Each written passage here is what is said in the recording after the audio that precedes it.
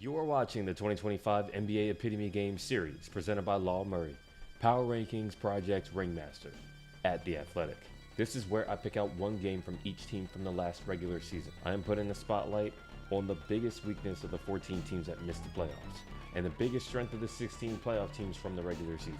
This installment features the Golden State Warriors. Everyone gets excited when the Warriors show even the slightest hint of being special.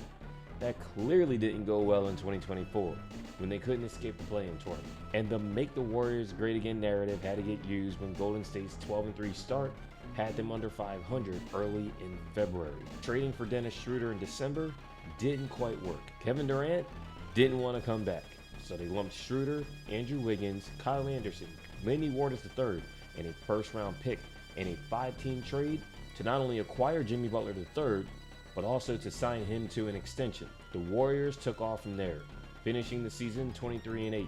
They couldn't avoid the play-in tournament, but they weren't a victim like previous years, beating the Grizzlies to secure the 7th seed. The Warriors built a 3-1 lead and won in Houston to knock off the 2-seed Rockets, and they won Game 1 of the semifinals at Minnesota. But Stephen Curry injured his hamstring in the Game 1 win, and the Warriors went back to pumpkins for the rest of the series, getting handled by the Timberwolves in a gentleman's sweep.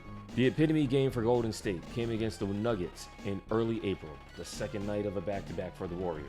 The Nuggets were without Jamal Murray due to a hamstring injury, and this version of the Warriors showed how disruptive their top 10 defense was. Early in the first quarter, Christian Brown gets this ball to Nikola Jokic. Now Jokic is going to scan the floor, take a couple of dribbles, get himself inside the paint. He's going to want to hit that weak side corner. He does not see Stephen Curry hiding behind Christian Brown. Now, something about Curry. The previous 2 seasons, he was under 1.0 steals per game. Last year, that number was back up to 1.1. But Golden State gave up 44 first quarter points in this game. They were down double digits. Here's how they got back into it. Jimmy Butler gets this interception, and he returns the turnover for points. For the 9th season in a row, Jimmy Butler had more steals than personal fouls. Draymond Green, he's going to switch on to Christian Brown. Brown wants to get this ball to Nikola Jokic, and Draymond Green gets a hand on it, gets the steal, and gets it ahead to Buddy Hield for fast break points. Draymond Green led the Warriors in both steals and blocks last season, and he was a first-team all-defense selection as well. The Warriors turned this game around, and here's how they close it out. Brandon Podziemski's got Michael Porter Jr. on the weak side, Christian Brown, Nikola Jokic running a screen and roll. Brown thinks he has Aaron Gordon in the opposite corner. The spacing isn't good, and Podziemski takes advantage. He gets a steal.